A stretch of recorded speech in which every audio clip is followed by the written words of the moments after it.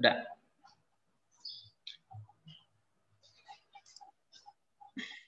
Oke, hari ini kita mau review ya. Review apa yang kita pelajari selama 1 semester ini. Ya, memang kelas ini bukan satu kelas yang perfect lah ya, sempurna, semua bisa tercapai. Paling tidak beberapa tujuan itu saya sudah sampaikan. Yang pertama adalah metode kita itu mengeksegesis. Ada 10 langkah. Ya. Lalu yang kedua adalah bagaimana nih kita bikin sebuah paper atau eksegesis yang baik, yang ilmiah. Bukan khotbah, bukan asal-asalan nih. Ya, tapi kita menggali secara akademis. Gitu. Nah, itu nanti kalian tunjukkan dalam paper kalian. Ya. Saya mau cuma 5 paling sampai 8 halaman, ya. Tidak banyak, tapi kalian paham apa yang kalian paham itu caranya tahu. Oke. Paham metodenya 10 langkah itu. Lalu paham gimana nih nulis yang bagus, nulis paragraf yang bagus, bikin paper yang bagus. Daripada banyak-banyak, ya 15 halaman, tapi isinya asal aja. Nah, kalau itu udah benar, paper kalian ini nanti bisa dikembangkan jadi artikel jurnal. Ya, mulai dari paper memang. Paper 5 halaman, misalnya 7 halaman, kalau udah diperiksa bagus isinya, ya tinggal tambah buku-buku lagi, referensi, jadikan itu artikel. Artikel, tambah lagi, diperdalam lagi, jadi itu bisa jadi karya tulis, misalnya skripsi. Gitu, itu prosesnya. Ya.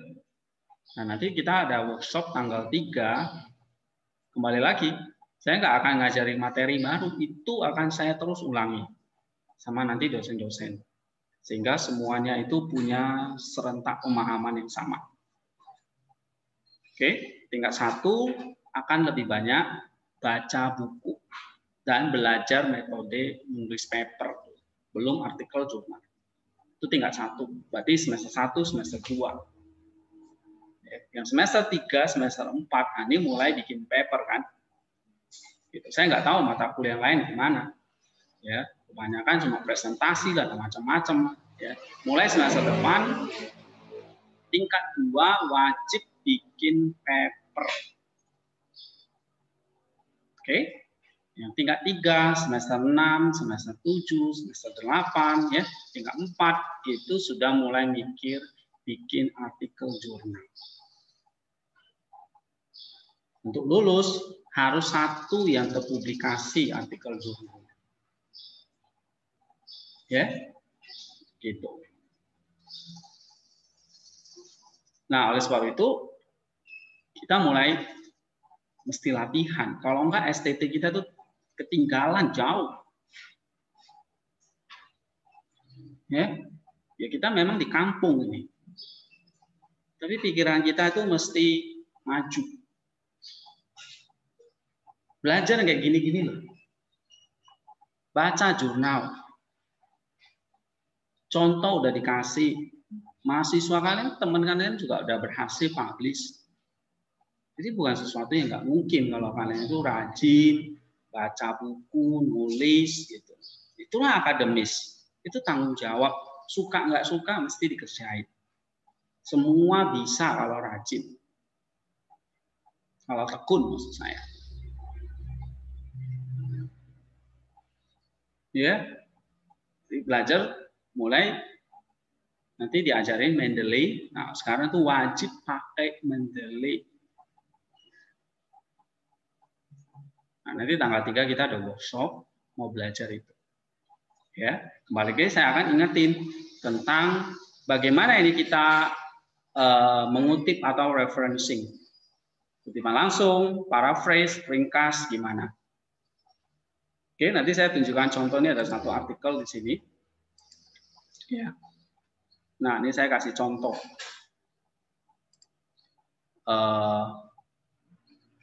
Sekaligus kita akan mengulangi kembali pelajaran kita. Dan contoh paragraf yang bagus gimana, pengutipannya gimana, bikin catatan kakinya gimana. Kita masih pakai sistem catatan kaki. Kalau ini memang sistemnya body text, ya. Misalnya seperti ini nih body text. Gitu. Oke. Tapi kalian masih pakai sistem Turabian 8 atau 7, pakai catatan kaki. Ya. Nah, kita akan review hari ini. Sekali kalian lihat contoh, and then tolong paper exegesisnya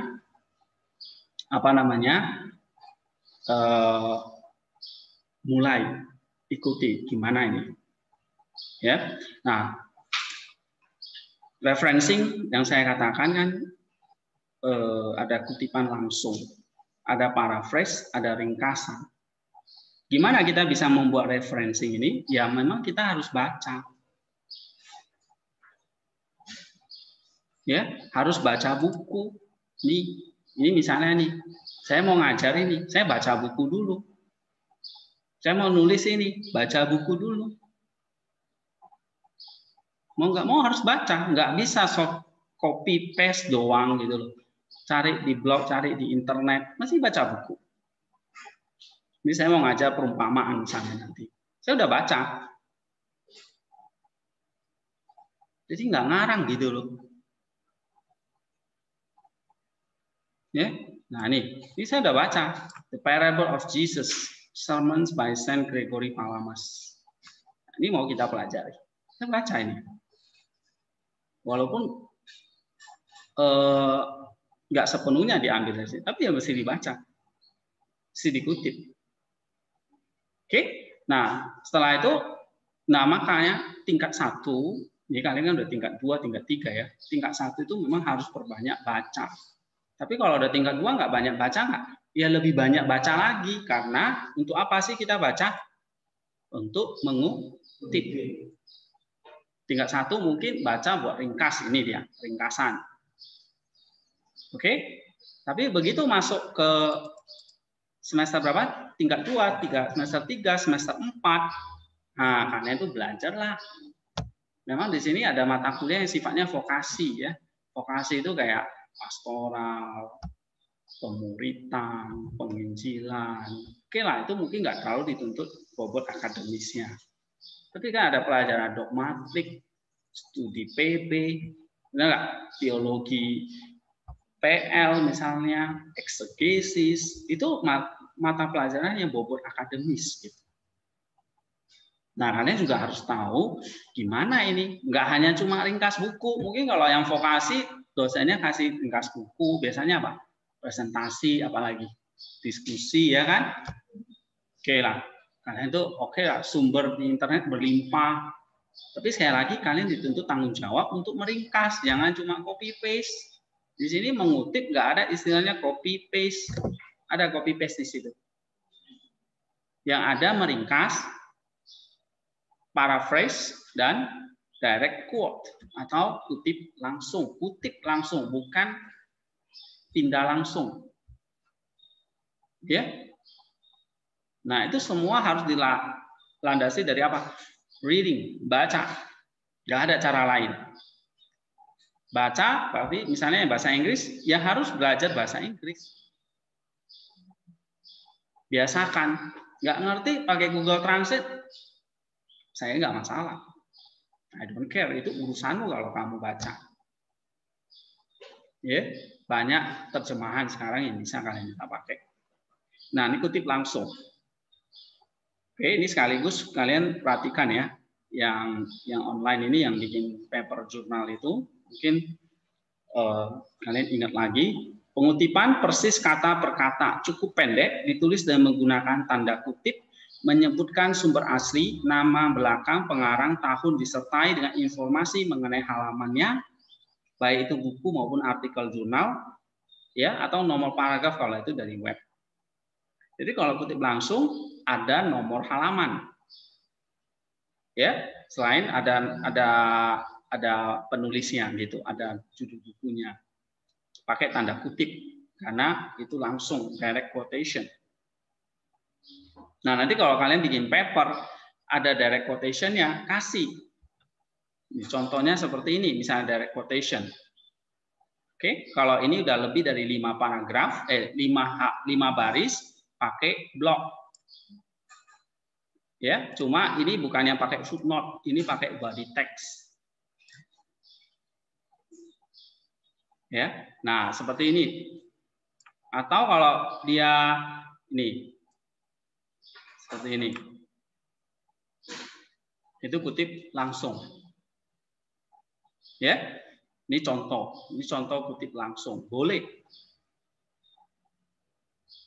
Yang nggak boleh adalah ini tulisan Tadros Malati, kalian pindahkan ke Google Translate, kalian translate ke bahasa Indonesia, terus kalian tulis sendiri tanpa ada referensi. Itu namanya plagiat. Itu nggak masuk ke salah satu di sini. Kutip langsung yang enggak, paraphrase yang enggak, ringkas enggak. Yang ada kalian copy paste, terjemahkan ke bahasa Indonesia, terus itu nggak ada referensi, nggak ada referensinya. Itu namanya apa? Nyontek. Kalau bahasa kalian itu. Referensi ini cuma 3 macam, nggak ada 4. Ya. Yang ngantuk-ngantuk cuci muka. Saya nggak mau lihat muka ngantuk-ngantuk kalau saya ngajar. Oke? Kutip langsung, paraphrase, ringkas. Nggak ada yang keempat atau kelima. Ini kebiasaan kalian itu ya. Kutip punya orang, diterjemahkan, nggak ada referensinya. Nggak ada sumbernya dari mana. Itu nggak boleh. Ketahuan kalau kalian itu terjemahnya pakai translate. Bahasa buku itu akan ketahuan. Ya, gitu. Kalian bandingkan aja antara bahasa kalian sendiri dengan bahasa Alkitab atau bahasa dari buku, itu pasti ketahuan. Sebetulnya nggak perlu pakai plagiarism checker. Saya baca aja, saya langsung sense, ini pasti bukan bahasa si mahasiswa itu. Ini copy dari mana nih? Nggak ada referensi nih. Misalnya dari Tadros Maliti lah, atau dari mana. Jangan dibiasakan begitu. Kualat kalian nanti. Ya, kalau dari di sini aja kalian dibiasakan nyuri-nyuri. Itu kan curi itu. Nyontek itu artinya pencurian, hak cipta orang, pemikiran orang lain.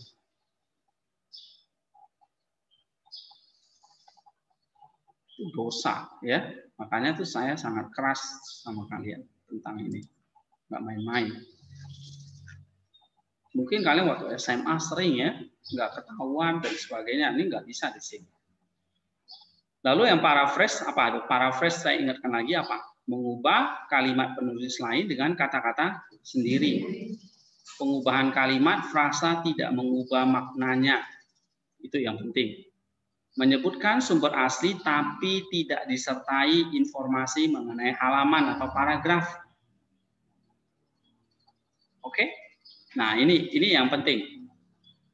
Bedakan paraphrase dengan kutip langsung. Ya. Kalau paraphrase nggak perlu kasih nomor halaman, cukup lihat. Misalnya kalau pakai catatan kaki, lihat buku ini. Ringkasan ini mengubah kalimat penulis dengan kata-kata sendiri, tapi lebih bersifat umum dan inti-intinya saja, itu ringkasan. Ya, lebih pendek. Misalnya yang perlu diringkas itu 1 halaman, kalian bisa ringkas jadi 1 kalimat atau 2 kalimat, gitu. Sebetulnya mirip dengan paraphrase, ya. Makanya dia tidak menyebutkan sumber asli, tapi tidak disertai informasi mengenai halaman. Nomor halamannya nggak perlu. Itu tandanya berarti meringkas. Nah, kalau kayak gini misalnya ini. Kalau ini kutip langsung. Ya. Nah, kalau kayak gini misalnya ini namanya apa? Contoh ini namanya apa? Paraphrase. Nih. Oke. Jadi menurut Maximus, Alkitab itu tersurat dan tersirat, ilahi dan manusia. Seperti Kristus adalah Theanthropos. Dia Allah dan manusia. Maka Alkitab itu juga punya dua natur, tersurat, tersirat, atau ilahi dan manusia. Ilahi dari Roh Kudus, manusia dari penulis Alkitab itu. Inilah yang kita pelajari sekarang. Nah, kalau ada contoh seperti ini namanya apa? Paraphrase. Oke, sih.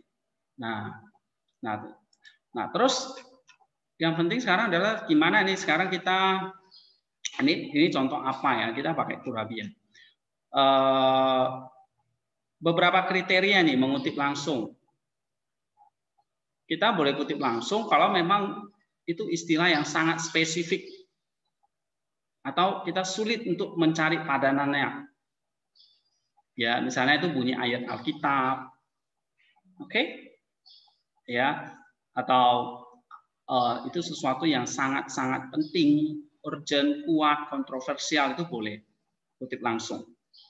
Atau itu sesuatu kayak bentuk bunyi hukum, regulasi, ya tadi saya kasih contoh tuh, misalnya ayat Alkitab, ya itu kan teori atau hukum ya. Atau sebuah definisi, nah itu juga boleh kutip langsung. Tapi yang lain bisa kasih contoh aja, paraphrase aja, ya nggak perlu kutip langsung. Nah ini contoh tadi. Kalau dia kutip langsung berarti ada tanda ini, lalu ada nomor halaman, ya kan? Nah, ada nama penulisnya, sumbernya, tahunnya. Ini yang kalau pakai model APA ya, apa? Tapi kita pakai Turabian yang pakai catatan kaki. Lalu boleh mengutip dari sumber sekunder. Maksudnya gini, jika kita tidak dapat menemukan sumber pertama, penulis diperbolehkan untuk menggunakan kutipan dalam kutipan. Artinya gini, misalnya kita mau cari tulisan Maximus ini. Ya, Maximus the Confessor. Oke. Tapi kita nggak ketemu nih bukunya, tapi ada buku lain yang bahas. Nah, itu boleh. Ya. Contohnya misalnya Berger mengutip dalam Becker. Buku tahun 2011 halaman 4 ini dia kutipannya. Jadi dia mengutip dari Becker. Tapi kita nggak dapat bukunya Becker, yang ada Berger. Boleh. Itu mengutip dari sumber sekunder. No problem ya.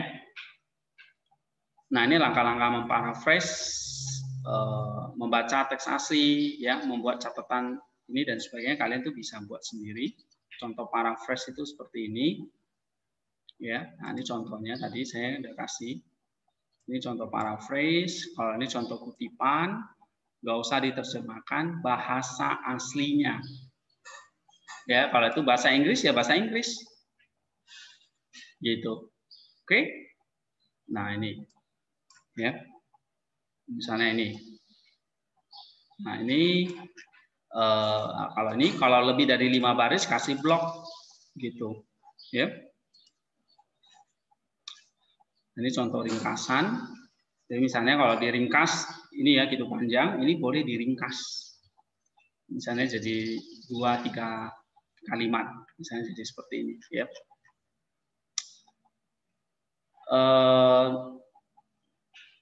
Nah, bagaimana mengintegrasikan kutipan, paraphrase, ringkasan dalam sebuah paragraf? Memang kita harus berlatih menyusun paragraf yang benar. Jadi kutipan-kutipan yang ada itu memang harus harus kita kumpulin atau kita, misalnya kalau udah baca begini ya. Nah, kita mesti pindahkan dulu di tempat lain gitu. Nanti kita bisa pakai kembali. Ya. Nah, kita harus berlatih. Untuk membentuk sebuah paragraf dengan struktur yang runtut, mudah dimengerti, dan ilmiah, setidaknya ada beberapa unsur yang harus disertakan. Nah, ini dia. Kembali lagi, kutipan itu untuk membuat sebuah paragraf. Bukan cuma dikutip-kutip, terus ngapain itu kutipan. Nah, itu berguna untuk menyusun sebuah paragraf. Ya. Seringkali sekarang orang baca buku, ngutip, terus di-share di medsos. Ya, itu bolehlah. Tapi kutipan yang bagus itu apa? Kutipan yang berguna itu apa? Nah, kalau itu membentuk opini kalian. Jadi kalian beropini, ada data. Itu maksudnya. Data itu datang dari mana? Dari buku lah, dari macam-macam sumber-sumber tadi. Nah, itu ilmiah namanya. Ya, nggak cuma ngutip-ngutip, tapi kalian nggak ada opini, nggak ada paragrafnya nih, ngapain? Nah, harus ada paragraf. Berarti kalau ada paragraf, ada opini, ada ide utama. Oke, ide utama ada supporting details. Inilah kutipan-kutipan misalnya. Ada analisisnya dan ada kesimpulan. Nah, ini contohnya seperti ini ya. Nah, misalnya kita lihat sekarang contohnya. Paragraf itu tadi ada berapa unsur? 4. Ya, misalnya kita teliti ini. Paragraf yang pertama ini. Perbedaan penafsiran kitab suci di antara denominasi Kristen dimulai dari era Reformator Protestan. Ini apa ini? Berarti ini opini. Ide utama. Atau namanya di sini apa? Kalimat topik. Jadi, nih. Ya. Ini ide utama apa? Ya penulis. Gitu. Oke, baru para reformator memajukan ajaran sola scriptura dengan berpegang pada kitab suci di atas segalanya, menentukan masalah iman dan moralitas. Terus dia kutip dari Iman Christina Halawa tahun 2019. Ini model APA ya soalnya. Ini model body in text.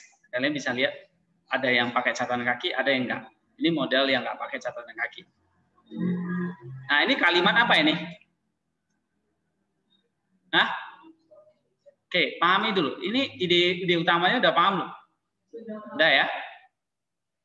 Baru dikasih ini, mendukung pernyataan ini.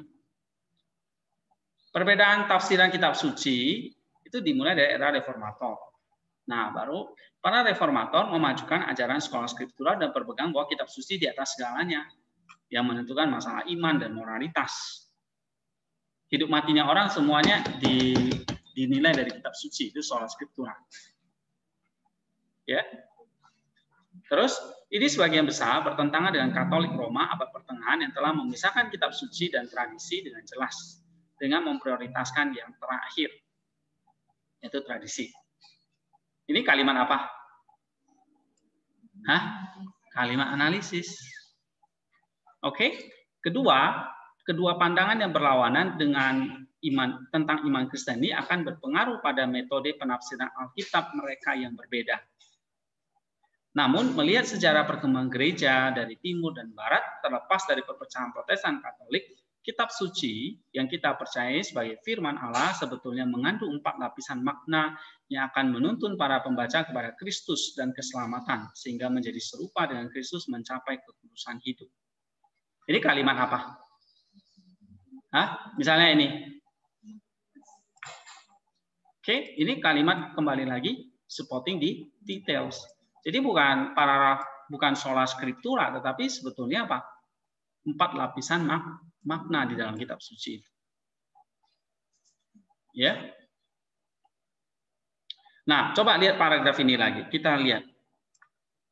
Tatros Maliti menegaskan bahwa pandangan Clement Alexandria, he says that the Bible has hidden meaning to incite us to search and discover the words of salvation, which are hidden from those who despise them. The truth is in the pearl, which must not be offered to the swine.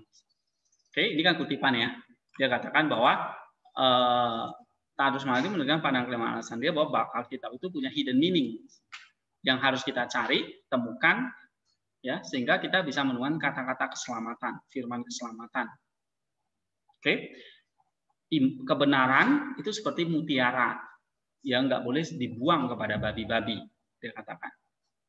Lalu saya buat kalimat seperti ini. Kitab suci merupakan teks suci yang diinspirasi oleh Roh Allah kepada para penulis, sehingga di dalamnya terkandung makna yang lebih dalam daripada pemahaman manusia yang kasat mata. Nah, dari dua kalimat itu mana kalimat topiknya? Hah? Kalimat kedua. Ini kitab suci itu diinspirasi Roh Allah. Ya kan? Kelanjutan dari paragraf pertama tuh kamu lihat. Paragraf pertama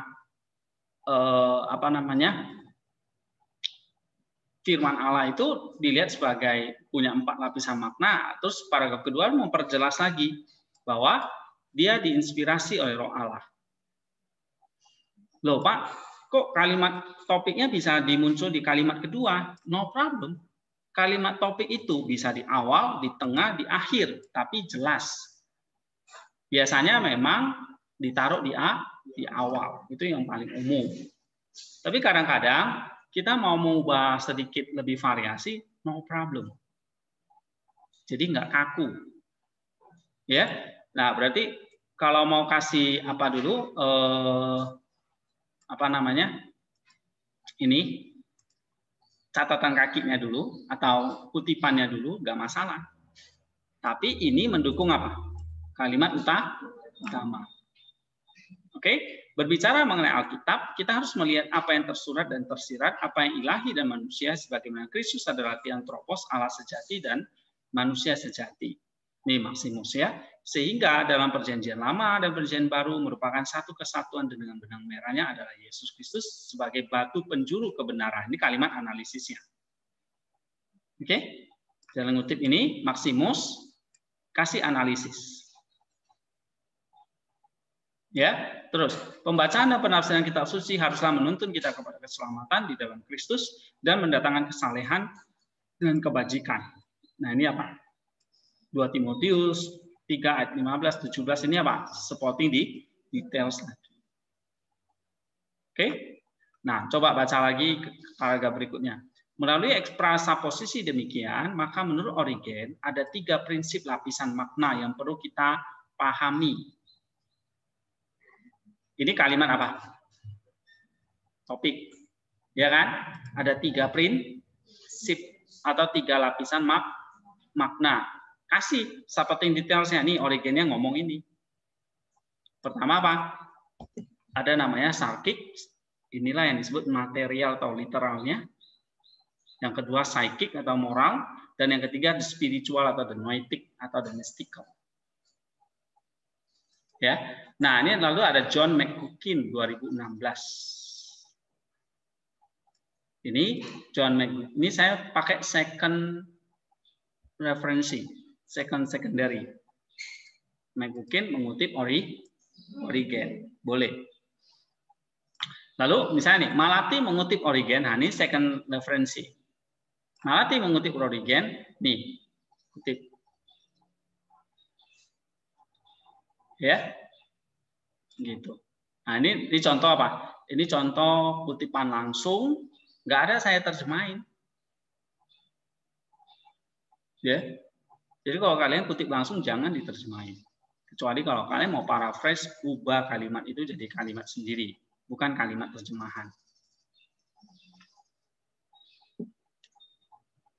Jadi saya udah ngomong gitu, tolong diikuti, jangan cuma di kelas. Oke, bahkan menurut Clement dari Alexandria membedakan ada 4 lapisan, literal, mystical, moral, dan prophetic interpretation. Ini apa? Hah? Iya. Ini harusnya nih paragraf harusnya masih menjelaskan apa? Ini, ya. Begitu juga John Cassian menambahkan lapisan eschatologis anagogik. Oke, kalau Origen pakai tripartite 3. Apa saja itu kalau menurut Origen? kalian kita ingat lagi ya. Apa? Ada salkik, psikik, dan noetik. Itu 3 lapisan makna Alkitab. Banyak yang nggak tahu. Pikirannya Alkitab itu begitu baca, langsung main tafsir. Memang bisa, sometimes Alkitab itu mudah sekali dimengerti. Nggak perlu sekolah tinggi-tinggi lah orang bilang. Ya, ibu-ibu itu udah bisa ngerti. Bapak-bapak baca ayat kasihilah sesamamu seperti dirimu sendiri, itu nggak perlu sekolah tinggi-tinggi lah untuk ngerti ayat itu. Mama saya aja ngerti baca itu misalnya. Tetapi ada banyak bagian ayat Alkitab yang kita perlu belajar, yang kita harus cari spiritual dan noetiknya. Misalnya kamu baca Ibrani, surat-surat Paulus, kitab Wahyu apalagi, ya kan? Nah, itu perlu studi. Tapi ada memang bagian Alkitab yang sangat gampang sekali dimengerti. Itulah saat ini saya katakan bersifat manusia, karena memang diterjemahkan ke dalam bahasa manusia, ditulis dengan bahasa kita. Kalau kamu nggak ngerti, ya berarti kamu nggak ngerti bahasa berarti. Tapi sisi lain, dia bersifat ilahi. Ada spiritual, ada noetik, ada mystical yang kita mesti pelajari. Ya, itulah sebabnya kenapa kok kita sangat saya menekankan kalian tuh nggak hanya bikin paragraf yang bagus, tapi isinya juga apa? Walaupun nanti kalian bisa bikin paragraf ini bagus, tapi isinya itu nggak sesuai, nggak ada noetiknya. Misalnya contoh ayat yang kalian gali itu. Tapi yang saya mau, misalnya ada kutipan dari Church Fathers. Kenapa mereka? Ya, kenapa kok kita belajar kembali kepada mereka? Misalnya ini, saya kalau mau baca perumpamaan banyak sekali buku-buku dan bagus-bagus tafsiran mereka. Tapi saya nggak tertarik. Bukan nggak tertarik, artinya saya nggak suka baca. Bagi saya itu cuma second referensi. Boleh dipakai second referensi. Tapi the first referensi apa? Church Fathers. Kenapa? Karena mereka lah yang menjaga, melanjutkan ajaran dari para rasul.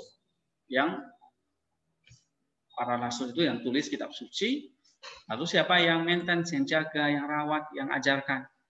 Mereka, para bapak gereja atau tradisi.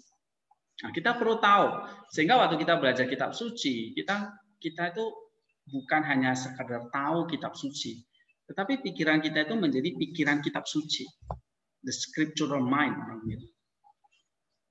ya, gitu loh. Jadi kamu nggak hanya tahu Matius, Lukas atau surat-surat Paulus, tapi kamu di luar, pikiranmu masih sama, kamu cuma tahu aja. Itu sama kayak orang Islam, orang mana tuh belajar kitab suci kita.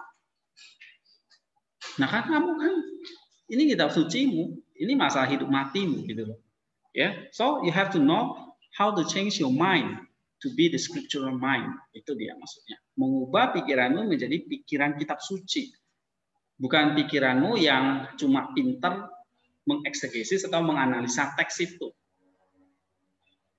Banyak itu sekolah-sekolah, dosen-dosen di luar negeri, di mana-mana. Memang ngajar doktrin ini, doktrin itu, ngajar biblical. Tapi mereka punya scriptural mind nggak? Enggak. Mereka ini cuma hanya dokumen untuk diteliti kok. Sama kayak meneliti dokumen-dokumen sejarah lain. Ya, bahkan di antara mereka banyak yang nggak percaya Tuhan Yesus, nggak percaya itu mujizat. Suruh mereka teliti bisa, nulis buku banyak, tapi percaya nggak Kristus itu menyelamatkan dia? Itu masalah lain dia bilang. Masalah iman, jangan dicampur aduk dengan akademis. Nah bagi saya enggak, ya. Gitu. Nah, kita di sini your mind have to be scriptural mind. Jadi nggak hanya apa yang saya ajarkan itu, misalnya nggak hanya ini loh.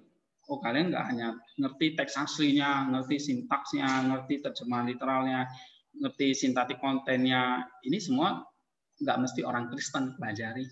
Ya. Yang mau belajar bahasa ya pasti bisa dapat ini. Oke? Gitu. Nah, tapi kita mesti move to scriptural mind-nya. Scriptural mind-nya mulai dari mana? 6. Caranya ini. Oke, belajar tradisi gereja. Pikiranmu diubah jadi tradisi gereja. Ya. Nah, saya pernah kasih buku itu ya, The Thinking Orthodox itu. Nah, di situ dijelasin tentang apa itu tradisi, kenapa pikiran kita itu mesti diubah menjadi scriptural mind. Kalau enggak ya kamu cuma hanya nanti jadi pengkhotbah Alkitab. Ya, jadi hidupmu enggak ada perubahan. Di sini dikatakan kamu enggak menemukan kata-kata keselamatan itu. Kata-kata itu enggak berkuasa di atas dirimu. Banyak yang gitu, banyak yang ahli Alkitab, tetapi hidupnya nggak percaya Tuhan tuh banyak. Bahkan yang jadi gay juga banyak, walaupun dia dosen teologi, ya. Nah, kita nggak ke situ, tapi itu fakta realita yang ada. Kenapa? Karena bagi mereka semua kitab suci itu hanya dokumen historis yang bisa dianalisis. Gitu. Nah, kalau kita belajar Bapak gereja, belajar tradisi gereja nggak kayak gitu. Bahkan Bahkan John Cassian atau Clement dari Alexandria bahkan itu apa? Menyelamatkan atau dikatakan anagogik atau eschatological, menguduskan. You have to believe that. Kamu kerjakan paper kalian itu masing-masing punya ayat ya. Itu kalian gali, kalau kalian cuma tahu tentang itu, you know about that, nggak ada gunanya. Cuma dapat nilai aja. Gitu. Sama kayak saya ya atau kayak kalian bisa ngajar, bisa nulis nanti, bisa mungkin publish di artikel jurnal mana, berarti itu hanya level 1. Kamu hanya dapat masalah literalnya. Kamu nggak dapat apa? Allegorikalnya, typologicalnya, christologicalnya. Mungkin kamu tahu nomor 2. Oke, kalau kamu pakai pendekatan ini, kamu bisa sampai nomor 4, tahu moralnya. Tapi menguduskan kamu nggak? Anagogik nggak? Nah, itu pertanyaannya. Eschatological nggak? Oke? Karena bukan sekarang nanti hidup itu di akhir yang menentukan itu ya. Kayak Paulus bilang, kamu lari sampai garis akhir. Ya? Garis akhirnya itu yang menentukan. Anagogiknya itu. Nah, ini Alkitab kita. Oke, nanti saya ingatkan lagi, kita belajar kitab suci, jangan cuma disuruh sharing, cuma tahu bahasa aslinya. Oke lah, lumayan lah literalnya. Tapi jangan cuma hanya tahu, ini christologicalnya, ini noetiknya. Tahu aplikasinya, tropologicalnya, moralnya. Tetapi juga ini menguduskan kita. Nah, apa arti menguduskan dan sebagainya? Itu kan kalian udah pelajari. Oke, nah, jadi tanggung jawab pertama adalah langkah pertama yang kita mesti kerjakan memang apa? Bikin dulu, gali dulu, know about dulu. Kamu tahu teks itu dulu. Caranya gimana? Kalau diajarin lapisan 1, 2, 3, 4. Know about. Oke, dari habis itu apa? Kamu gimana? Itu bisa menjadi noetik kamu, mengubah mind kamu. Nah, itu kamu perlu lagi belajar lagi. Scriptural mind-nya itu. Scriptural mind-nya harus dilatih. Ya. Lalu kamu mesti lakukan ini tropological atau moral, mesti kerjakan moralnya. Baru itu menguduskan kamu. Gitu. Jadi latihan, semuanya mesti latihan gitu. Ya. Ayat yang kalian pelajari, misalnya ada tentang pengampunan, ada yang tentang apalah, kan banyak topiknya. Itu coba kerjakan dan buktikan apakah itu mengalami anagogik. Karena teks itu bunyinya gitu, menguduskan kamu. Kalau kamu baca ini 2 Timotius 3 ayat 15 sampai 17 mendatangkan apa? Keselamatan, kesalehan, kebajikan. Kesalehan itu apa? Pengudusan kan? Kebajikan itu apa? Moral kan? Keselamatan itu akhirnya apa? Finalnya kan? Oke, gitu.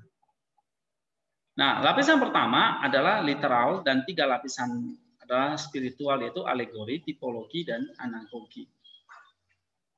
Alegori yang secara etimologi berarti perkataan lain, itu artinya alegori ya. Oke, termasuk tipologi merujuk kepada hal-hal spiritual percaya gereja yang berkorelasi dengan nilai iman. Tipologi merujuk kepada nilai-nilai etis dan kebenaran normatif bagi kehidupan individu yang berkorelasi dengan nilai kasih. Itu. Anagogi berkaitan kepada ekspektasi terhadap hal-hal yang akan terjadi di masa datang dan bersifat eskatologis yang berkaitan erat dengan nilai pengharapan. Ya.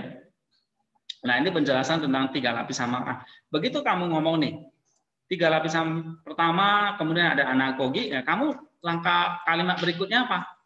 Jelaskan. Nah, ini berarti apa? Ini supporting di details. Oke, kasih. Misalnya kutipan dari McGukin. Gitu doang kok, nggak ada sulit baca nulis paragraf itu. Ya, pembacaan ada 3 atau 4 lapisan ini bukan berarti selalu ada 3 atau 4 makna yang berlainan dalam satu teks, tetapi ada 4 lapisan atau dimensi yang mengarahkan pembacaan kepada makna yang semakin mendalam. Nih. Oke. Nah, memang nanti kalau untuk sebuah artikel jurnal, kamu perhatikan di sini, ya. Kalau kita mau bikin pendahuluannya, ada yang namanya state of the art. Nanti kita pelajari waktu penulisan artikel jurnal ya. Nah, ini misalnya contohnya kan mau ambil dari kitab Kidung Agung. Ya. Kalau kitab ini kan ditafsir dengan 4 makna. Tetapi sebelumnya coba cek, ada nggak kitab Kidung Agung dengan pendekatan yang lain? Oh, ternyata ada beberapa pakar ini yang menggunakan metode yang lain. Misalnya, J.A. Tolny membuat tafsiran Kidung Agung dengan pendekatan yang lebih terbuka terhadap unsur-unsur erotis. Ini. Lalu Asnat Natar juga memakai metode yang berpusat pada unsur narasi. Nah, ini adalah tafsiran-tafsiran model lain gitu. Ya. Agatha Putri Wijaya menggunakan tafsir alegoris, konstruksi teologis, dan unsur erotis dalam kitab Kidung Agung dengan metode tafsir yang lebih beragam dan terbuka terhadap unsur-unsur erotis yang terdapat di dalamnya. Nih gitu. Nah, ini namanya state of the art. Ya. Nah, penulis akan menambahkan sebuah kajian seutuhnya membahas 4 lapisan makna penafsiran kitab suci dalam kitab Kidung Agung. Nah, ini ada perbedaan dengan mereka. Nah, itu namanya state of the art. Ya. Tujuannya adalah untuk memperoleh makna yang semakin mendalam supaya kekristenan memiliki spiritualitas yang dinamis. Oke. Ini contoh kalau nanti kalau mau nulis artikel jurnal seperti ini. Nah, ini saya mau kasih lihat contoh lain, misalnya sebuah paragraf lagi. Coba baca ini. Tulisan ini adalah tulisan penafsiran kitab suci yang menggunakan metode 4 lapisan makna dalam kitab suci, yaitu historia, teoria, moral, dan anagogik. Oke. Nah, ini kalimat utamanya. Historia adalah data ya dari teks kitab suci. Data diperoleh dari kitab suci, kitab Kidung Agung misalnya. Nah, terdiri dari ini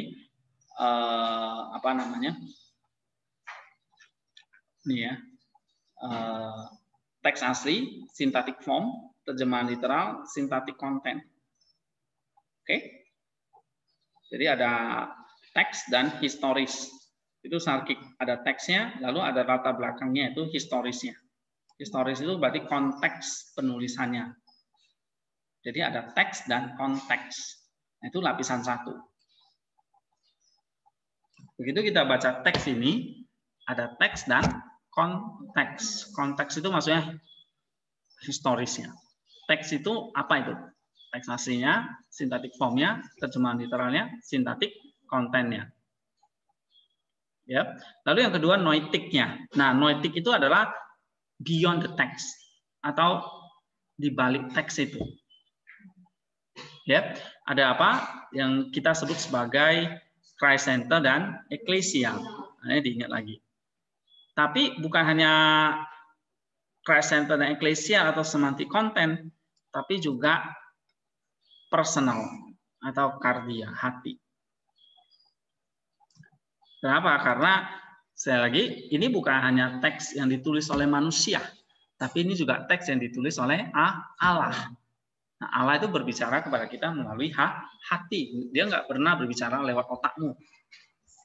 Ya, jadi jangan pernah mengenal Allah itu cuma lewat otak atau lewat otak aja. Kamu nanti akan ketemu Allah yang lain, ya. Tapi kalau mau ketemu Allah, pakai hati. Nah, kalau kamu cuma hanya tahu sarkiks, tadi sekali lagi, pendekatan kita bukan hanya sakit, tapi sampai anagogi, menguduskan kamu. Nah, tetapi satu-satu kita lihat. Ingat lagi, noetik itu adalah apa? Personal, meaning, dan spiritual meaning. Atau seringkali disebut spiritual meaning. Ya, di dalamnya ada apa? Christ Center, Ecclesia, dan personal. Atau noetik. Jadi istilahnya sama ya, noetik, semantik konten, personal ya. Gak usah bingung istilah-istilah itu. Spiritual meaning menghasilkan apa? Doktrin, didaskalia, untuk reproof, correction, dan instruction in righteousness. Ya, sekali lagi, kenapa begitu? Karena ini adalah kata-kata ilahi. Spiritual ini menuntun kita pada keselamatan di dalam Kristus tadi. Ya. Oke, ini noetik. Noetik itu apa sih? Coba kalian paraphrase kalimat saya nih. Sambil belajar.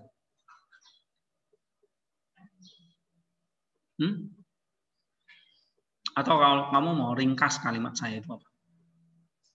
Atau paraphrase. Noetik. Noetik itu apa? Spiritual meaning-nya. Oke? Atau Christ Center, Ecclesia, dan personal. Ini tiga ini loh. Ini lupa dicetak miring ini. Personal, Christ Center, Ecclesia. Itu noetiknya. Kalau sarkik apa? Teks dan konteks. Gitu. Nah, gampang ingatnya. Ya, noetik, Christ Center, Ecclesia, personal. Psychic itu apa? Obedience atau moralnya. Atau namanya anthropological. Ya. Ketaatan pada doktrin untuk melakukan good works sehingga menghasilkan buah roh. Ini penjelasannya. Anagogik apa?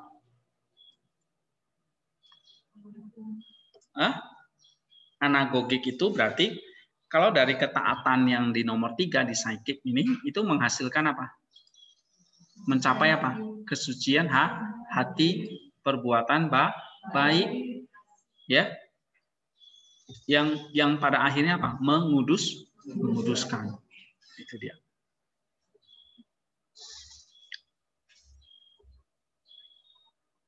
Oke. Nah, berdasarkan paparan metode penelitian di atas, penulis telah menemukan ide pokok, ide pendukung, dan sebagainya ini ya. Kemudian didukung dengan 3 poin-poin sintaktis. Pertama dan kedua, ini contoh ya, Kitab Kidung Agung, ini contoh eksegesinya. Nah, jadi sekalian saya kasih contoh di sini. Ini dulu yang dibuat oleh si Yuke ya. Dia eksegesis ayat 8. Kitab Kidung Agung ayat 8, pasal 1 ayat 8 sampai 10. Nah, ini contoh ya ini contoh artikel jurnalnya. Dulu ini juga dari paper ya. Sehingga diupdate, diperbaiki bisa jadi jurnal. Oke, ini di jurnal Ini di jurnal, saya upload di jurnal orang Islam ini. Ya, di jurnal Kasana namanya, Kasana Teologia. Oke, ini jurnal orang Islam ini.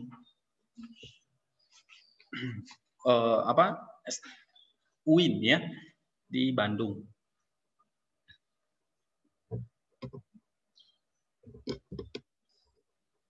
Nah, ide pokok dari teks Kidung Agung 1:8-10 adalah mempelai laki-laki sebagai gembala.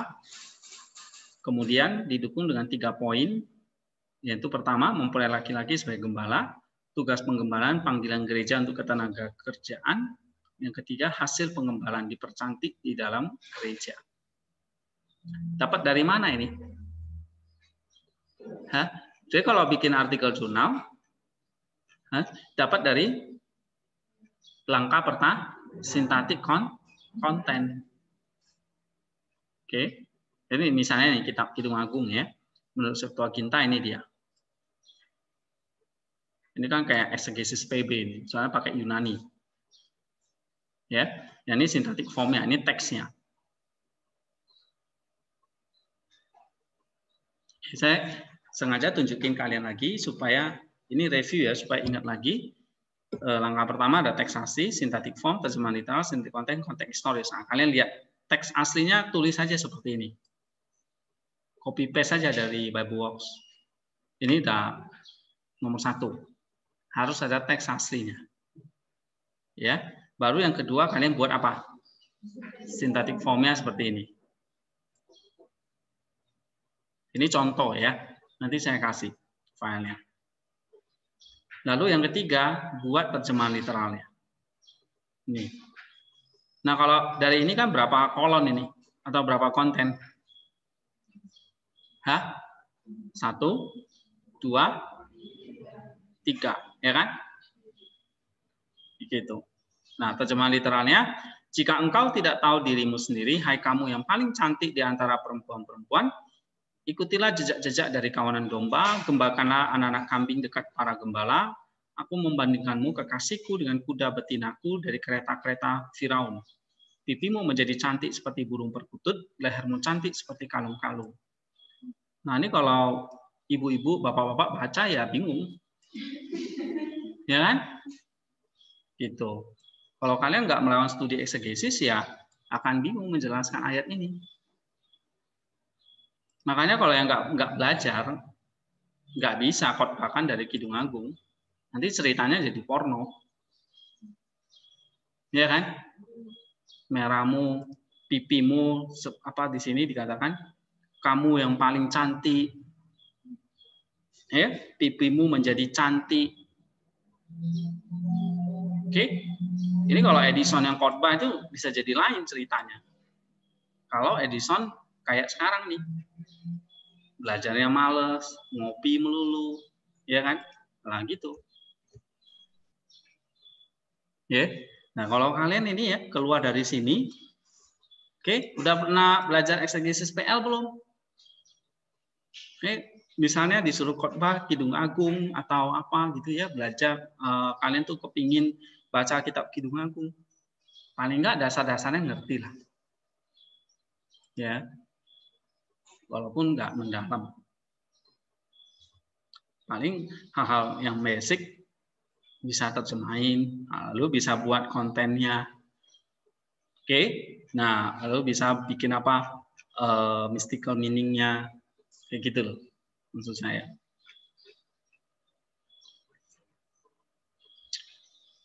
Oke, nah dari situ lihat sintaktik kontennya, ya. Nah dia bikin ada 7 di sini, 1, 2, 3, 4, 5, 6, 7 karena dia menguraikan berdasarkan ini 1, 2, 3, 4, 5 apa?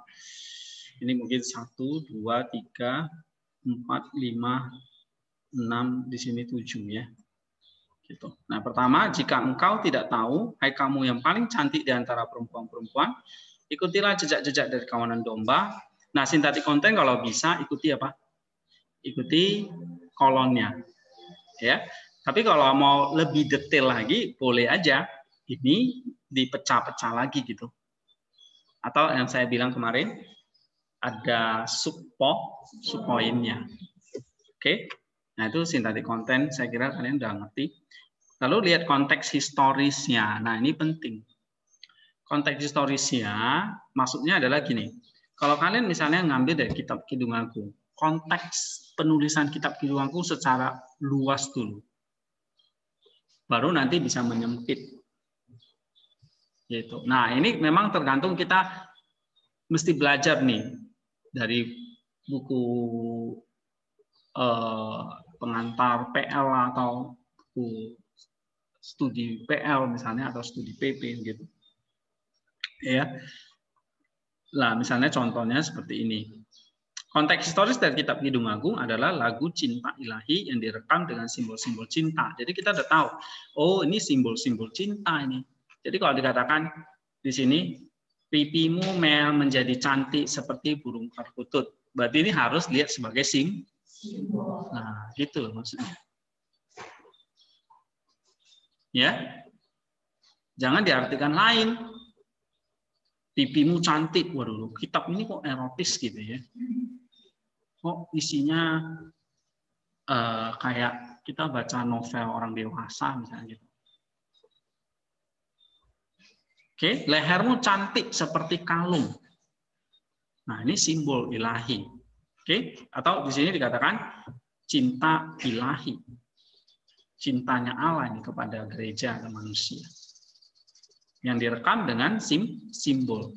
Atau ini ada ekspresi cinta yang lugas ya antara Salomo dan gadis sulam di dalam Kidung Agung, tapi mengajarkan bahwa ini bukan soal keintiman fisik belaka, tetapi ini adalah apa? Lagu atau simbol-simbol cinta ilahi. Ya. Nah, sekarang kita lihat lapisan 2.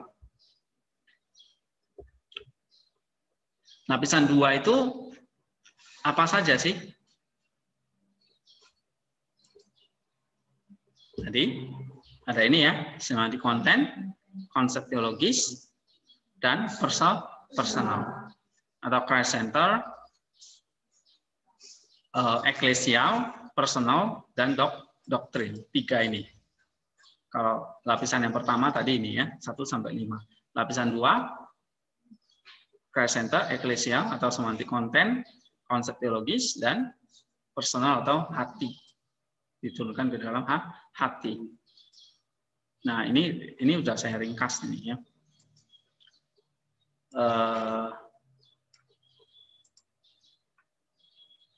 Nah, ini kalian bisa baca di sini teorinya secara lengkap ya. Teori itu artinya apa? Noetik atau spiritual meaning itu artinya apa? Kenapa kok kita baca Alkitab itu mesti sampai ke level 2 ini? Nah, ini semua ada kutipannya di sini. Ya. Nah, saya ulangi aja satu, misalnya kutipan dari Ware, dia mengutip perkataan dari Tikon. Ya, kita membaca Alkitab itu seperti personal dialog antara kita dengan Kristus. Ini ibaratnya seperti surat cintanya Kristus kepada kita. Oke? Tapi kita juga butuh guidance. Nah, nggak boleh baca dengan pikiran kita saja. Nah, guidance kita adalah gereja. Sehingga kita baru bisa apa?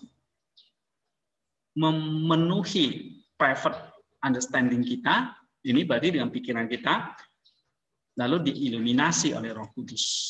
Sama seperti Roh Kudus mengiluminasi penulis Alkitab. Menuliskannya. Ya, nah sama seperti sekarang kita yang baca nih, Roh Kudus juga mengiluminasi kita. Tapi apa tandanya kamu tuh diiluminasi Roh Kudus?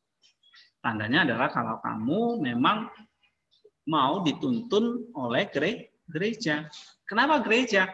Karena disitulah Roh Kudus berkarya lewat gereja, bukan dalam masjid atau di kelas gitu. Ya di kelas nggak ada Roh Kudusnya. Di sini itu nggak ada. Di sini memang benar-benar saya ngajarin kalian. Kalau mau dituntun Roh Kudus, ikuti tuntunan dari gereja. Nah, misalnya yang saya bikin ini. Oke? We make full use of biblical commentary And the finding of modern research. Ini banyak. Ini di perpus banyak sekali. Biblical commentary itu banyak sekali. Modern research itu banyak sekali. Dan itu bagus memang. Coba cari tafsiran Matius. Judulnya mungkin ribuan. Serius. Di dunia ini yang bikin tafsiran Matius, ya, itu mungkin ratusan atau ribuan. Judul buku. Bukan jumlah buku loh. Judulnya loh. Banyak sekali modern research-nya. Tetapi ya kita mesti pilah-pilah. Yang mana yang memang betul-betul membuat kita itu punya scriptural mind atau diiluminasi oleh Roh Kudus nanti. Ya, but we submit individual opinions, whether our own of those of the scholar to the judgment of the church. Tapi ini semua kembali lagi diukur kebenarannya oleh gereja. Gereja itu siapa? Gereja itulah ya orang-orang percaya yang sudah diiluminasi oleh Roh Kudus. Itu ya, itu menurut Ware.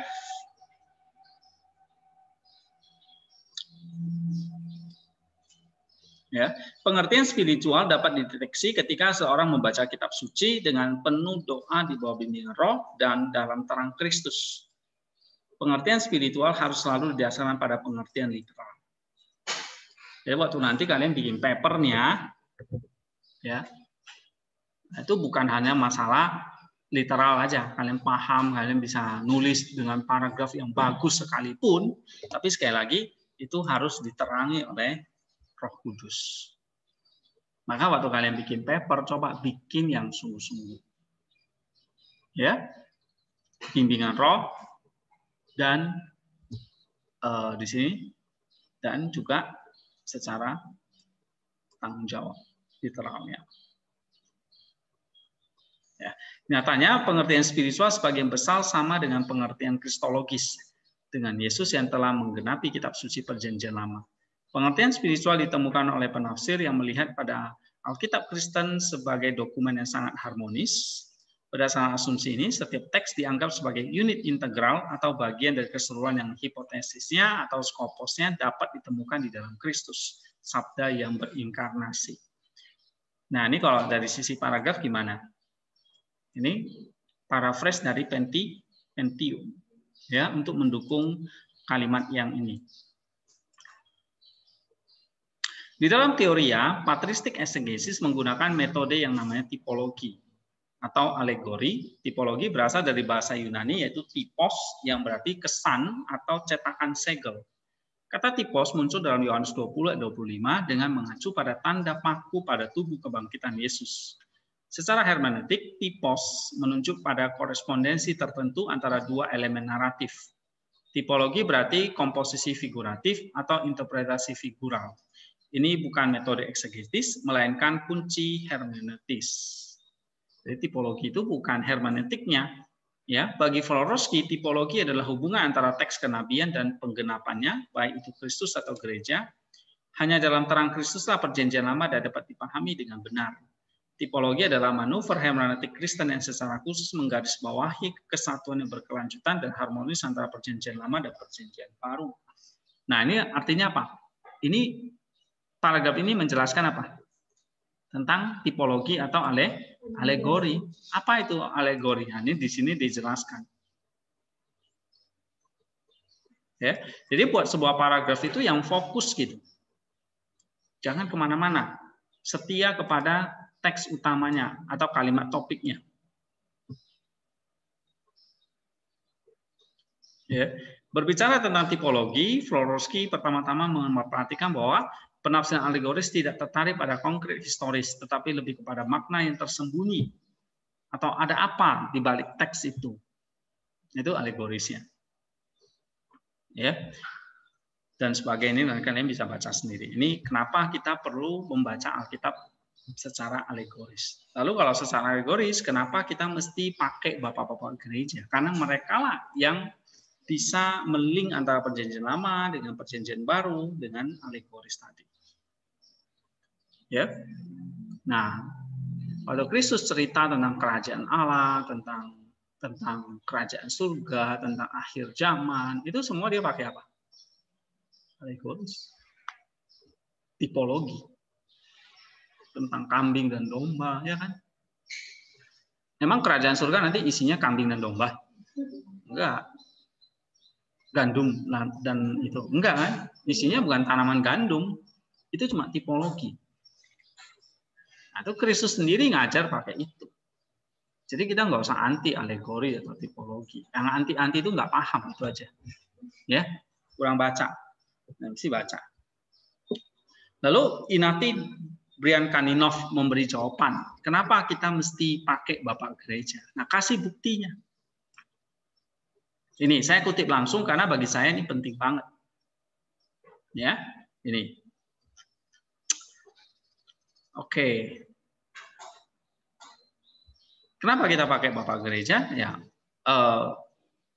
Brian Kaninov itu mengatakan bahwa Alkitab itu nggak bisa private interpretation. Kita jangan terjebak. Never interpret the Bible from on your only mind, karena your mind is corrupt. Ya, pikiranmu itu sudah corrupt, gitu. Belum pendidikanmu, lingkunganmu, ya. Pendidikanmu cukup nggak? Lingkunganmu gimana? Pergaulanmu gimana? Pikiranmu emang suci? Gimana kamu mendekati teks yang suci? You need the prayer, you need the Holy Spirit. Gimana kita butuh Roh Kudus, Holy Spirit itu datangnya dari mana? Church Fathers. Bukan Alkitab itu kamu sobek-sobek, kamu bakar, kamu minum. Atau kamu bawa ke dukun gitu loh. Bukan mistik ya, tapi misteri. Bedakan mistik. Mistik itu aneh bagi saya. Ya, tapi misterion. Misterion itu artinya apa? Karya Roh Kudus secara apa? Secara hati, secara spiritual. Nah, tentu ada sesuatu yang kita bisa baca, kita bisa ukur gitu. Itulah Bapak Gereja. Bukan kamu baca Alkitab, terus kamu masuk ke ruang yang gelap, kamu berdoa 24 jam di situ, tapi kamu nggak pernah baca-baca pelajari yang lain, nggak seperti itu juga. Kalau dulu iya, dulu mungkin tulisan itu hampir susah ditemukan. Nah, dulu apa? Dulu orang start tradisi lisan. Ya, untuk cari buku nggak gampang. Kertas dulu mahal, buku hampir nggak ada, nggak seperti sekarang. Ya, apalagi udah bisa digital dan sebagainya kan, PDF.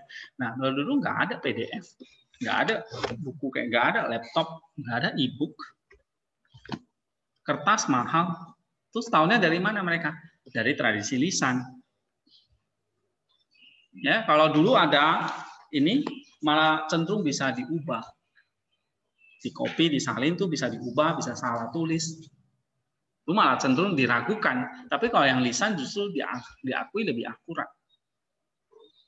Gitu. Nah, lalu kalau mereka sudah dapat yang lisan, mereka percaya itu dari tradisi. Diajarkan turun-temurun. Jadi sebelum misalnya surat Korintus dan sebagainya itu kan bentuk tertulisnya. Sebelumnya apa?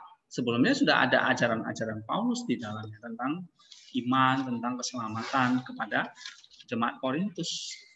Yang kita dapat tulisannya gitu. Ajarannya apa? Ajaran itulah tradisi lisan yang berkembang di dalam gereja. Ada nggak di dalam Alkitab? Nggak semua ada. Apa yang Yesus ajarkan itu toh juga semua nggak tercatat di dalam kitab suci. Ya, tetapi mereka tahu, mereka jaga dalam satu yang namanya tradisi, dan itu yang terus diceritakan, digumulin, diceritakan, diberitakan. Maksud saya diberitakan. Ya, menjadi tradition, menjadi yang namanya tradisi. Ya. Nah, kita juga nggak boleh hanya sekarang kan udah beda ya, kertas apa semua udah gampang, resource seperti ini gampang. Beda dengan zaman dulu, mau baca buku aja nggak ada kan. Sekarang semua buku tersedia. Nah, makanya kita nggak bisa hanya modal Alkitab, lalu kamu mengurung diri, nggak pernah baca buku, tiba-tiba kamu keluar, kamu bilang saya dapat wahyu dari Allah. Nah, nggak seperti kayak dulu. Kayak dulu mungkin mau cari buku susah, cari Alkitab tertulis nggak ada. Gitu. Nah, sekarang semua bahan ada, kita mesti belajar bertanggung jawab. Ya, nah itu penting, sehingga kita nggak bisa mengatakan ini ada private interpretation gitu, tetapi selalu itu adalah perkataan Roh Kudus. Memang kita baca ya tentu Roh Kudus itu mengiluminasi kita. Tapi Pak, kok bisa beda-beda ya? Nah, perbedaan itu bukan perbedaan substansi. Oke, memang bisa berbeda-beda. Tapi kalau kita diikat dalam satu tradisi yang sama, nggak akan keluar dari situ. Ya, nah sekarang aja kan misalnya baca satu teks yang sama, ajarannya bisa beda banget gitu. Nah, itu kenapa? Karena semua bebas tafsir gitu. Nah, ini yang bahaya. Ya, makanya pikiran kita atau private interpretation itu harus prompted by Spirit. Apa bukti kalau prompted by Spirit? Yaitu kamu belajar pemikiran dari bapak-bapak gereja. Tulisan mereka kuno, nggak ada yang kuno modern in the sight of the Lord. Di hadapan Tuhan tuh nggak ada yang namanya kuno atau modern. Always present. Ya, apa yang ditulis kalau itu kuno? Berarti yang ditulis Rasul Paulus itu udah kuno dong. Matius udah kuno dong. Kalau gitu Alkitab kamu buang aja kalau kamu bilang kuno. Ya dong? Soalnya udah 2000 tahun yang lalu. Jadi ini bukan soal kuno, oh Bapak gereja itu kuno gitu. No. It's not about that. Ini tentang bagaimana tetap kita pakai private interpretation, tetapi yang diilhami oleh Roh Kudus. Sehingga waktu penulis itu ditulis, Alkitab itu ditulis, ilahi dan manusia, waktu kita baca pun ilahi dan manusia. Manusia ya pakai otak kita, makanya kamu nggak boleh nyontek punya orang. Ya, pakai otakmu sendiri, kecuali kamu idiot. Nah, gitu. Kamu kan nggak idiot kan di sini, otaknya masih bisa jalan kan? Gitu. Ya, pakai. Tapi sisi lain apa? Tetap ada ilahinya. Apa ilahinya di sini? Nah, tadi di artikel ini jelasin, kamu mesti menaklukkan dirimu di dalam doa. Ya, pakai referensi yang bertanggung jawab. Nah, makanya semua di sini sudah ada church fathers-nya nggak? Oke. Nah, itu harus ada. Referensi banyak. Nah, ini contoh misalnya semantik konten Kidung Agung 1 ayat 8 sampai 10. Ya. Ada poin 1, jika engkau tidak tahu. Nah, dijelaskan berapa paragraf ini? 1, 2, 3, 4 paragraf. Misalnya kalian itu dapat 3 paragraf. 2 poin atau 3 poin. Kan rata-rata cuma 1 ayat kalian. Saya okein. Dulu saya jarang suruh 1 ayat. Minimal beberapa ayat gitu. Tapi 1 ayat, tapi harus benar. Caranya benar. Ya. Nah, misalnya ini poin 1. Berapa paragraf ini? 1, 2, 3, 4. Udah cukup. Atau 3 paragraf cukup. Ya.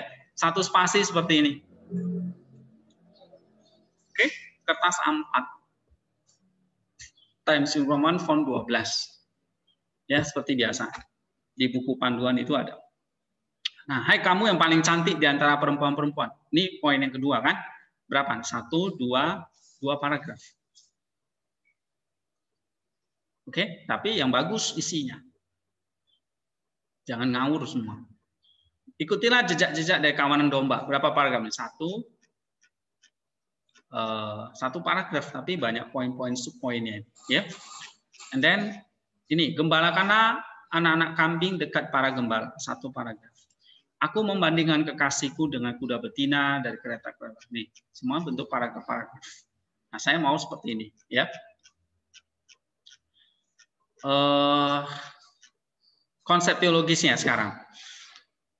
Setelah semantik konten langkah 6, nah jangan lupa bikin konsep teologisnya. Konsep teologisnya itu adalah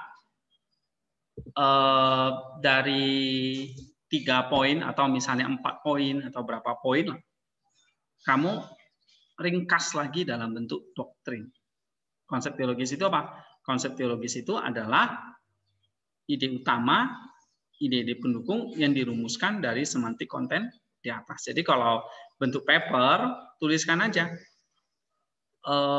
ide utamanya apa. Misalnya kan tadi tentang Allah adalah kasih. Kamu bagi misalnya menjadi 4 poin. 1, 2, 3, 4. Nah, itu yang kamu ringkaskan kembali. Tapi kalau nanti bentuk artikel jurnal, itu mesti dijabarin. You ngerti? Dijabarin. Jadi dari eksegesis di atas, langkah 6 ini, dijabarin dalam bentuk konsep. Nah, misalnya dia dapat 3 poin ini. 1, mempelai pria sebagai gembala, tugas penggembalaan, dan hasil penggembalaan. Jadi ini tentang gembala. Ini menurut pendapat siapa? Yuke. Ini bukan saya yang nulis ya. Ini dari Yuke. Ini cuma contoh buat kalian. Mempelai pria sebagai gembala, lalu tugas penggembalaan dan hasil penggembalaan. Nanti 3 poin ini. 3 poin itu adalah hasil dari eksegesis yang di langkah 6. Tapi kalau di paper kalian nggak usah buat seperti ini karena belum bikin paper jurnal ya. Belum bikin artikel, tapi bikinnya masih paper. Jadi ya bentuknya gini aja. Ide utamanya apa? Tulis 1, poin-poinnya apa? 1, 2, 3. Kayak gini. Konsep biologisnya itu nggak usah panjang-panjang. Ide utama ini poin 1, 2, 3. Nah kalau itu kan ini dijelasin ya kan? Oke, 3 poinnya dijelasin. Kalian nggak usah jelasin. Yang saya mau itu langkah 6. Ini ya. Konsep ini hanya kerangka aja. Kerangka teologisnya. Ya, kerangkanya aja. Nah, kalau ini contoh yang dijelasin. Nah, nanti kalau kalian bikin skripsi, bikin artikel jurnal, ini kan nanti di bab 4. Oke? Ini yang dikembangin di bab 4. Ini hasil dari mana? Ini nggak turun dari langit. Ya. Hasil dari mana? Langkah 6. Dari semantik konten yang sudah kalian langkah 6 semantik konten itu dapat dari mana? Sintaktik konten. Oke, sintaktik konten itu dapat dari mana? Sekali lagi nggak turun dari langit. Dari mana? Sintaktik form. Sintaktik form itu berasal dari mana? Dari teksnya. Teksnya itu kok bisa ada? Datang dari mana? Teks aslinya. Nah, tadi saya bilang dari penulisan kitab dan Roh Kudus. Jadi ini manusiawi pakai bahasa kita. Ini dari Roh Kudus. Jadi begitu kita baca teks ini dari Roh Kudus. Nah, karena ini penulis bahasa manusia, kita mesti tanggung jawab nih. Ya lagi ya, tetap tanggung jawab sebagai manusia, sebagai bahasa ini. Tuhan nggak pakai bahasa surgawi. Nggak ngerti ya bahasa surgawi itu apa. Tapi dia pakai bahasa manusia. Nah, kita mesti ubah dengan porsi kita, bagian kita. Buat lagi. Nah, begitu masuk sini, tuh jangan lupa ini ada Roh Kudusnya. Berarti Roh Kudusnya ada di sini nggak? Gitu. Ya. Nah, baru di sini bikin. Ini hasilnya, konsepnya. Oke. Nah, konsepnya ini kita mesti masukkan lagi ke dalam hati. Nah, ini ringkasannya. Jadi nanti kalian bikin refleksinya. Cukup 1 paragraf ini. Ya, refleksi atau penghayatan doktrin yang diturunkan ke dalam hati untuk menyatakan kesalahan, memperbaiki kelakuan, mendidik orang dalam kebenaran. Nah, ini buat aja dalam 1 paragraf. Kalau ini misalnya semantik kontennya kalau 3 poin ya 9 paragraf misalnya gitu ya. Nah, lalu aplikasi. Aplikasi ini apa? Ketaatan yang dikerjakan dan sungguh-sungguh. Nah, aplikasi ini maksudnya adalah gini. Apa namanya? Kayak ketaatan yang apa yang mau kalian kerjakan dalam praktiknya, dalam perbuatan baik atau praktiknya. Oke? Langkah konkretnya apa? Nah, itu kasih 1, 2, 3 poin misalnya. Nggak usah dijelasin. Tek, tek, tek, gitu. 1 apa? 2 apa? 3 apa? Ya. Nah, kecuali nanti kalian bikin paper nih, atau bikin jurnal, lah perlu. Ya, misalnya seperti ini. Ini aplikasi. Ya. Aplikasi dari ini. Nah, oke. Buatlah bentuk paragraf lagi. Nah, tapi kalau untuk paper saya tuh ingin lihat yang poin-poinnya aja sehingga nggak terlalu panjang. Oke? Nah, ini kan bentuk paragraf kan aplikasinya. Misalnya, ketika jiwa memasuki misteri pernikahan rohani dalam baptisan, para malaikat melihatnya dalam pakaian pernikahan dan bernyanyi. Inspirasi ilahi berbicara kepada kita dengan cara yang sama tentang bagian terdalam dalam kehidupan spiritual kita. Kesatuan kita dengan Tuhan melalui cinta spiritualitas misterius. Persatuan kita dengan Tuhan dari transformasi terus-menerus ke dalam rupa yang merupakan rupa Kristus dalam ketaatan. Mengikuti Kristus dengan memberi makan dan minum orang yang lapar dan haus. Nah, ini aplikasi. Memberi tumpangan kepada orang miskin. Memberi pakaian kepada orang telanjang. Memberi tempat bagi orang asing. Oke? Mengunjungi orang dalam penjara. Sehingga kehidupan iman orang percaya berjalan dengan dinamis. Ini aplikasi. Langkah-langkah praktisnya aja. Jangan teoritis lagi. Makanya nanti namanya aplikasi. Ya, nah nanti kamu lihat contohnya ini. Memang ini kita belum sempat bahas sampai sini ya. Oke, ada pertanyaan nggak sebelum ini? Ini langkah 6 saya kira oke ya, kita udah banyak bahas. 7 tadi konsep teologisnya. Ke-8 itu tadi apa? Personalnya. Personal itu maksudnya ngerti nggak kalau personal? Personal itu ini refleksinya. Ya, ini kan doktrin yang didapat. Ini doktrin namanya. Ini apa? Doktrin. Lalu doktrin ini kamu gumulkan. Sama kayak misalnya, kamu ngerti doktrin Jesus Prayer. Oke? Lalu kan suruh bikin tugas refleksi kan. Terus kalian tuliskan. Nah, itulah personal kalian. Personal itu waktu kamu gumulin ayat itu, kamu disentuh apa di dalam hatimu? Kayak kamu Jesus Prayer itu, kamu disentuh apa dalam hatimu, dalam perbuatanmu, gitu. Tuliskan di situ. Jadi, kenapa saya minta ada personal refleksi? Karena ya tadi, teks itu sendiri kan tadi apa? Firman Allah yang hidup ya kan? Roh Kudus bekerja kan? Berarti waktu menulis ringkasan atau personal itu ya harus menyentuh hatimu dalam pengertian menyatakan kesalahannya apa. Misalnya kayak kalian nulis Jesus Prayer itu kan bagus-bagus tuh. Ya. Nah, Jesus Prayer itu mesti saya puji karena tulisannya bagus memang. 1 sampai 4 itu. Saya udah baca gitu. Ya. Cuma sekali lagi lah. Itu mesti nyata dalam kehidupan. Nggak bisa cuma dapat nilai bagus A. Nggak ada gunanya kalau itu sekali lagi nggak benar-benar menyatakan kesalahan, nggak mengoreksi kamu, nggak mendidik kita dalam kebenaran, useless. Nah, tapi yang saya maksud dengan ringkasan atau personal itu tadi, jadi kalian bikin satu paragraf tentang apa? Tentang penghayatan doktrin itu. Menegur apa? Ada nggak teguran? Cerita di situ. Ya, ada teguran. Tapi di dalam paper itu ya nggak usah ditulis kisahnya. nanti satu halaman tersendiri lagi.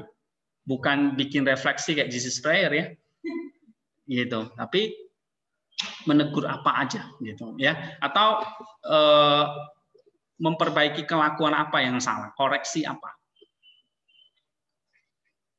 Oke, saya misalnya ditegur, doktrin ini tentang kasih. Saya ditegur untuk misalnya apa? Tidak cuek misalnya. Oke, pakai bahasa yang baku lah.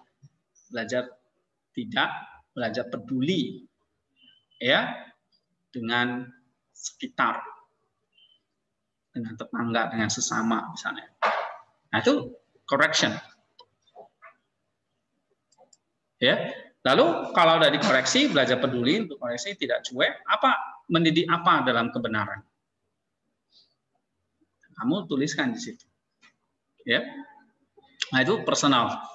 Kalau aplikasi saya kira gampang ya. Yang penting kalau kayak gini, ini contohnya langkah-langkah konkretnya, tuliskan misalnya 1-2 poin gitu. And then, nah ini yang terakhir yang penting, anagogik, eskatologisnya. Eskatologis itu artinya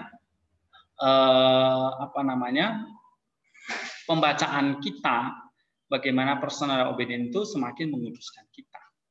Memang ini sebetulnya nggak bisa kita tulis kalau kita belum praktikkan. Tapi kira-kira kalau kamu misalnya belajar peduli, belajar mengasihi, emang menguduskan apa? Menguduskan kamu jadi kayak gimana?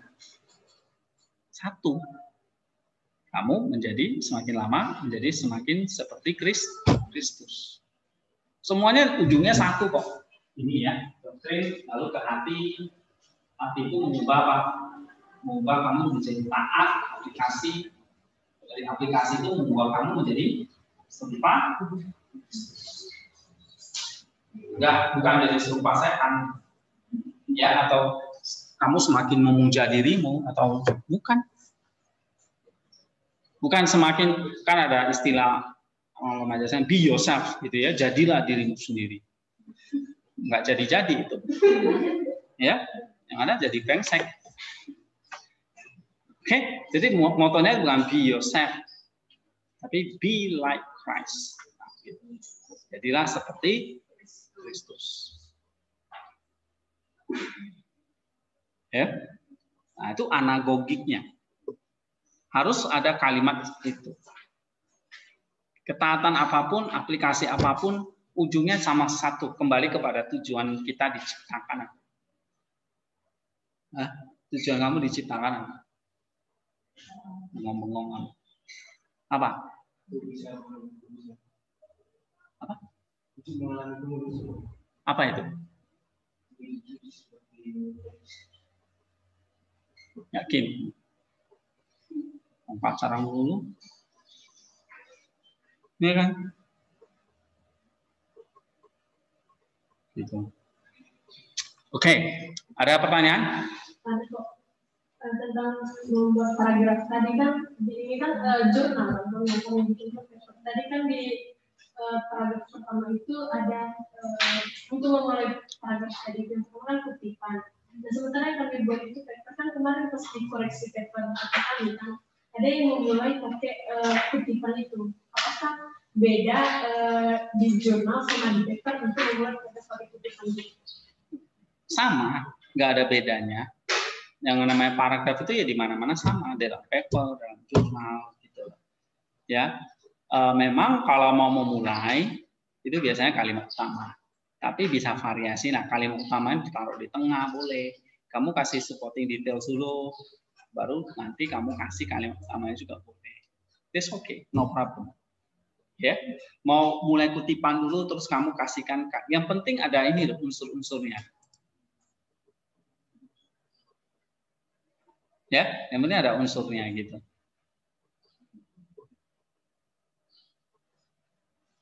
Oke.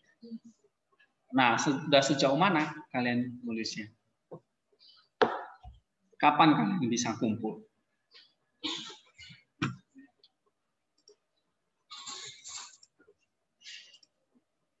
Ini yang di online kapan papernya itu bisa dikumpul?